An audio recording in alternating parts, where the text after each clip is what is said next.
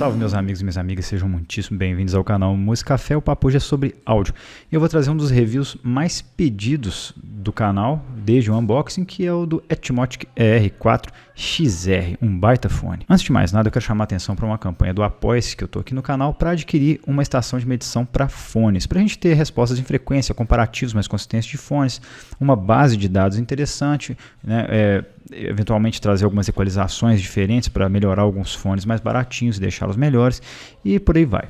Então quem quiser e puder contribuir, qualquer valor é muitíssimo bem-vindo e eu vou agradecer demais. O link está aqui embaixo na descrição.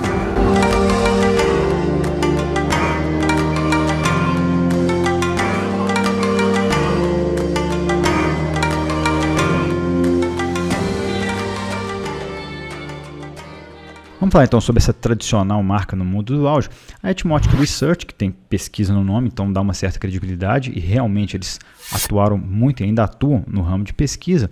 É uma empresa que nasceu ali em 1983, fundada por Mad Killion e Edwin de Vilbiss. Então ela foi fundada ali pensando em soluções para perdas auditivas e equipamentos para audiometria e equipamentos que auxiliassem na melhora de quem tem problemas ou perdas auditivas e também na parte de audiometria, que você mede ali o quão acurado é o ouvido da pessoa. Então, somente em 1984, a Etmotic desenvolveu o primeiro fone intra-auricular, que na verdade era destinado a pesquisas e medições em processos de audiometria, que era, se não me engano, o R1, R2 e o R3, ou acho que o R3. E aí, somente em 1991, nasceu o primeiro fone que foi voltado realmente para música, que foi o R4, desenvolvido pelo engenheiro da Etmotic na época, o Steven Eisberg. O R4, então, como a maioria dos fones da Etmotic, usava somente uma armadura balanceada por lado, e ele foi o precursor de toda essa linha de fones da Etmotic e algumas, digamos, cópias que vieram depois também. Então, em 2018, a Etmotic foi adquirida, ou fundiu, não sei, pela Lucid Audio, que também é uma empresa da linha do ramo de aparelhos auditivos, sistemas de audiometria e pesquisas na área, e formou-se um grande grupo que detém diversas patentes e diversas tecnologias em tanto áudio quanto audiometria e equipamentos que ajudam, que auxiliam com pessoas que já têm perdas auditivas até de severas, digamos assim. Agora eu vou dar uma visão geral sobre o R4XR. Ele é um fone que custa ali na casa de $300 e eventualmente pode ser encontrado mais barato em algumas promoções. E ele é um fone que tem somente uma armadura balanceada por lado, tem o formato do tipo pistão. É um intra-auricular de inserção profunda. Isso, por um lado, pode trazer bastante isolamento, mas também pode trazer muito desconforto para a maior parte das pessoas que não tem o ouvido mais profundo. Agora eu vou falar sobre o que eu mais gostei e o que eu menos gostei. O que eu mais gostei nele é que ele tem um kit formidável, muito bom e bastante útil. Tudo ali tem uma boa utilidade na utilização dos fones. O isolamento dele é brutal, com as ponteiras certas, claro. O equilíbrio tonal dele é excepcional, realmente é um fone referência. Os médios dele são muito naturais, eu achei a região mais interessante dele. E ele tem boas qualidades técnicas aliadas a tudo isso. Agora, o que eu menos gostei nele, eu achei a inserção dele muito profunda, então realmente não deu um fit muito agradável para mim, eu não consegui ficar muito tempo com ele. O cabo dele é meio pesadão, um pouco inconveniente, um PVCzão meio grosso, eu vou mostrar. E a sonoridade dele é um pouco magra para alguns gêneros, apesar de eu achar que ele é bem referência, tem gêneros que fica magro demais ali, falta um pouquinho de peso. Agora a qualidade construtiva do R4XR, eu falei um pouco do unboxing, então vou deixar o vídeo linkado aqui para quem tiver interesse. Não vou falar muito da caixa, a caixa dele é bem legalzona e tal, grande, tá vendo? Vem um monte de papelada, vem aqui um certificadozinho de calibração individual do meu fone com o número de série de cada lado. Então ele vem com esse case que é super legal para guardar acessórios, e aqui dentro a gente tem, esse aqui é o case para os fones. Aqui a gente tem um jogo de ponteiras flange duplo de 4 tamanhos diferentes. Aqui a gente tem dentro do case esse ferramentinho de trocar filtro com mais 2 pares de filtro extras, dois pares de filtro extras. E aqui a gente tem um adaptadorzão de 3,5 para 6,35 e um clipe de blusa, que é até útil, tá? Que o cabo dele é pesadaço. Então aqui dentro, deixa eu ver, não tem mais nada. Deixa eu ver, tem mais um saquinho aqui de ponteira, tá, acabou. Então esse case é bem legal, rígido, é tipo um neoprenezão rígido. E a gente tem mais um jogo de ponteiras aqui, que, tá vendo? São 2 pares de ponteiras de espuma, que dizem que é a que mais veda, eu não consegui usar. mais 2 pares de flange triplo, aliás, 3 pares de flange triplo, mais um par que vem ali. Então são 4 pares de cada tipo de ponteiras. O kit dele é realmente muito bom. Os fones, então. O cabo não é um cabo que eu achei muito bom. Ele é aquele cabo que tem aquela pegadona profissional, assim, sabe, de coisa de estúdio, porqueira, assim, cabo de PVC meio duro, pesado pra caramba esse cabo. Então, como ele não é IM, não passa por trás da orelha, ele é tipo pistão, você coloca ele na orelha e o peso do cabo fica meio que puxando ele para fora. Então, o clipe pode ser bem útil nessa ocasião. Não é assim o melhor cabo em usabilidade que eu já vi na minha vida, mas é ok. E a gente tem os fones aqui que são inacreditavelmente pequenos. Deixa eu tirar o cabo. Ele tem uma conexão tipo MMCX, só que é um MMCX um pouquinho diferente. Ele tem tipo um ressalto, tá vendo? Então o fone é muito interessante, porque deixa eu tirar essa ponteira aqui para vocês verem. Aqui. Ele é um pistãozinho super simplão, tá vendo? Tem o número de série de cada um individualmente. E aqui a gente tem a marcação do R4XR. O bico dele é super pequeno, mas você pode usar um adaptador. Existe um adaptador no mercado aí para você usar ponteiras normais nele. Não vai dar o mesmo som, nem a mesma vedação, mas é confortável. E aqui a gente tem a ponteirona de flange triplo. Então é um fone muito interessante. Eu não sei, isso aqui é um troço meio metálico, mas eu não sei se ele é de metal ou se é de plástico. Ainda tenho que olhar, mas me parece muito alumínio anodizado. Sobre as especificações técnicas dele, como sempre, vai ficar o quadrinho aqui embaixo, quem quiser pausa o vídeo para dar uma conferida, mas o que eu posso ressaltar aqui é que ele não é um fone tão fácil de tocar assim, ele tem somente 98 dB por miliwatt e 45 ohms, então um celular mais simples não toca ele legal, esse Xiaomi Redmi aí que não tem uma saída de áudio muito legal, não vai tocar ele bem legal, mas assim, um Samsung já toca, um LG da linha G já toca legal, mas é bom saber que esses dispositivos mais simples não vão conseguir ter uma qualidade de áudio legal nele. E outra coisa é que o plug dele, apesar de ser MMCX, é um MCX que tem um notch ali, né? tem um entalhe que não é todo cabo MMCX que vai servir nele.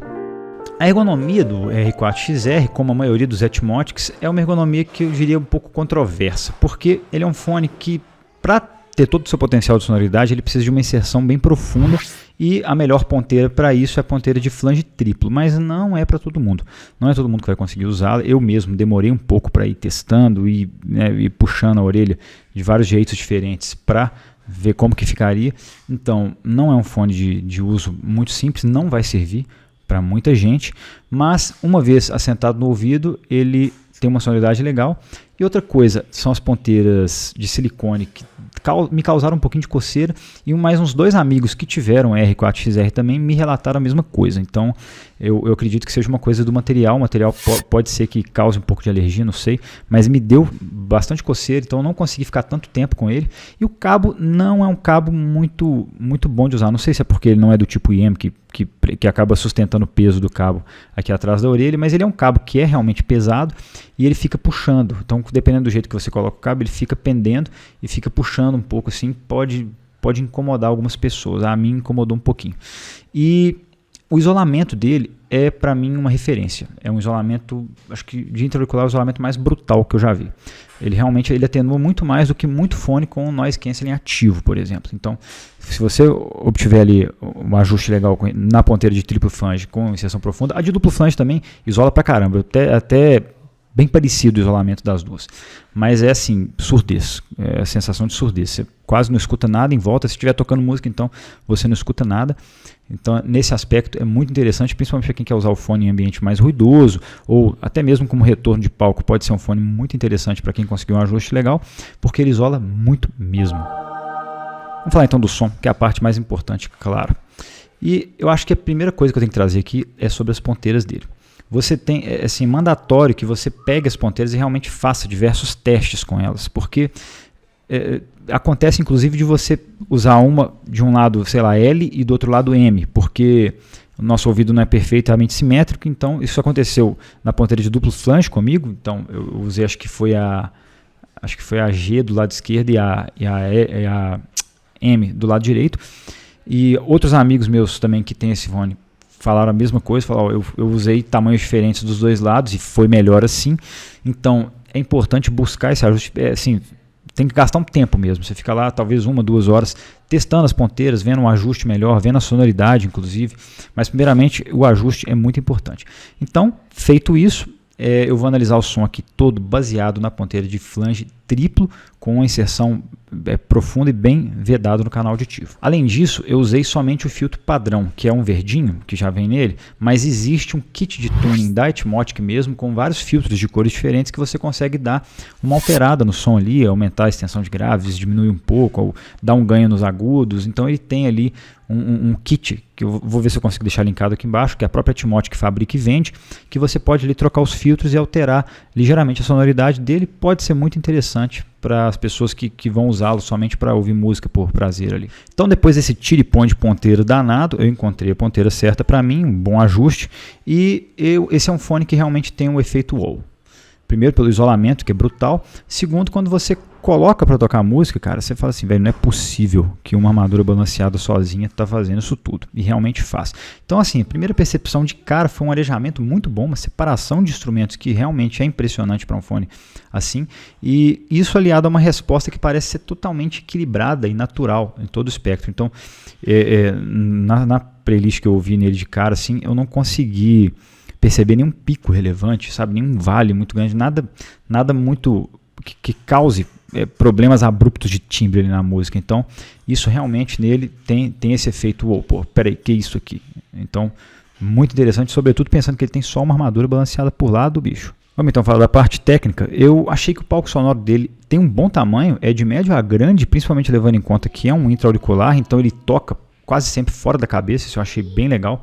Ele tem então esse palco expandido, é um palco muito bom mesmo, ainda mais levando em conta que é um intra-auricular.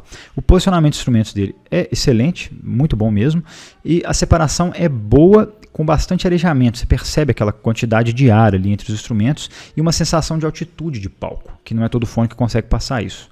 Então ele tem aquela sensação de que o palco se abre, né, nesse sentido, não só em profundidade e largura. Então ele tem essa parte técnica muito bem trabalhada, e a apresentação de detalhes dele eu achei bem boa na região média. Então você tem médios bem texturizados, vozes com uma boa quantidade de textura, só que nos graves ali, mais caminhando até para os subgraves, não é tão bom assim, nem nos agudos mais agudos. Você não tem todo aqueles micro detalhezinhos de agudos ali, mas também não é uma coisa que deixa muito a desejar. Mas em relação a coisas mais sofisticadas, realmente faltou um pouquinho, principalmente levando em conta que os médios têm uma boa textura ali. Vamos então falar dos graves dele.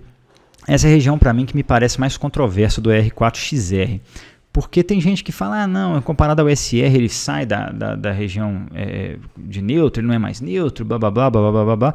Eu achei aqui que os graves dele são relativamente neutros, sim, a visão da Etmotic de neutralidade, então eu achei que está ali dentro do que eu considero realista, só que me faltou um pouco de impacto e ronco, principalmente quando você compara com um fone com driver dinâmico, eventualmente com um planar. Ele não traz muito ronco, não traz aquela pegada mais visceral de graves. Então ele tem, você vê que eles estão ali, se você escutar com atenção, pô, tem um gravinho aqui, mas falta uma coisa que eu considero até realista, quando você, por exemplo, escuta um bumbo, quando você escuta um baixo acústico, algo assim, eu acho que falta. Em extensão, ele vai ali até os 30 Hz, ele tem uma extensão realmente boa, mas me parece que faltou aquela pegada de mais ronco mesmo. Então quando você escuta, por exemplo, o Morph the Cat, do Donald Fagen, tem um baixo ali muito bem tocado e gravado nessa música que falta o ronco, sabe? O baixo fica magrinho, sem corpo ali, realmente é isso, não tem ronco.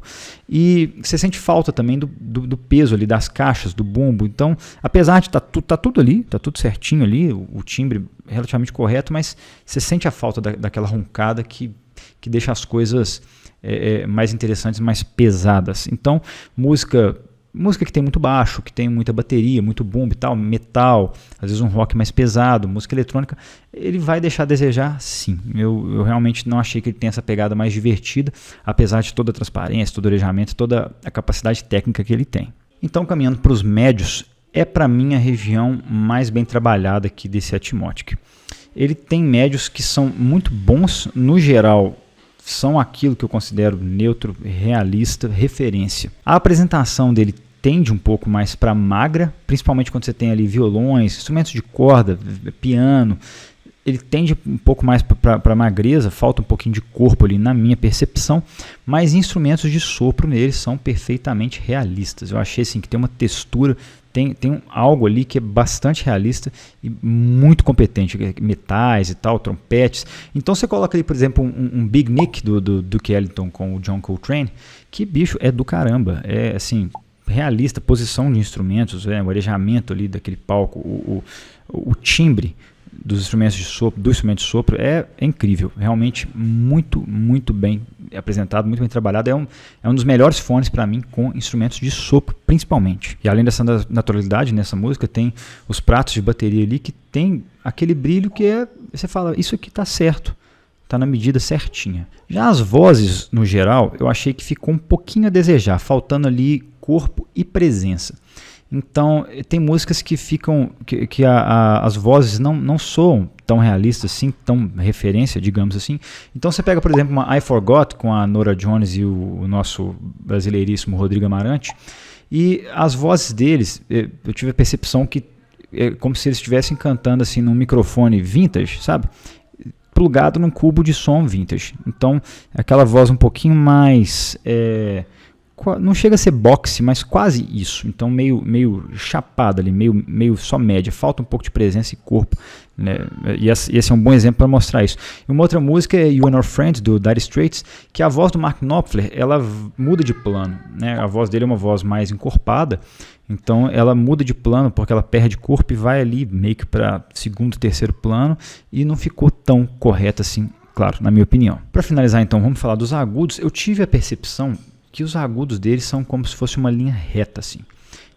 Não tivesse nenhum pico, nenhum vale nos médio agudos, nada assim. Uma linha reta, tudo muito bem apresentado e com extensão que é razoável, não é assim brilhoso, mas é uma extensão que eu achei interessante, boa, principalmente levando em conta a configuração dele.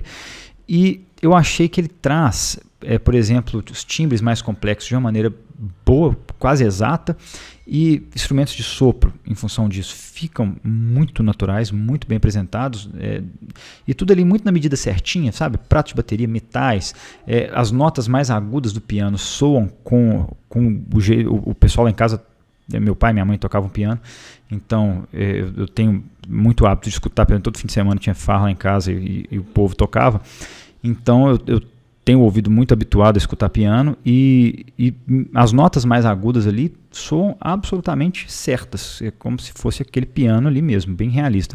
Então, toda essa tonalidade dele nos agudos é bem interessante, são agudos muito bem apresentados para mim. Como comparação, eu cheguei a compará-lo com o Moondrop Blessing 2, mas eu falei disso no vídeo do Blessing 2, que eu vou deixar linkado aqui em cima para quem tiver curiosidade de ir lá ver, e eu não vou repetir aqui para o vídeo não ficar enorme. Então, caminhando para a conclusão, gente, eu achei que o Atmotic R4XR é um fone que realmente impressiona. Ele tem uma apresentação muito interessante, muito única. Eu achei que ele traz uma naturalidade muito grande, principalmente para instrumentos de sopro, eventualmente as notas mais agudas de piano, mas eu achei que faltou um pouco de corpo, eu achei que ele é mais magrelinho. Então, tem gêneros musicais que realmente não vão agradar.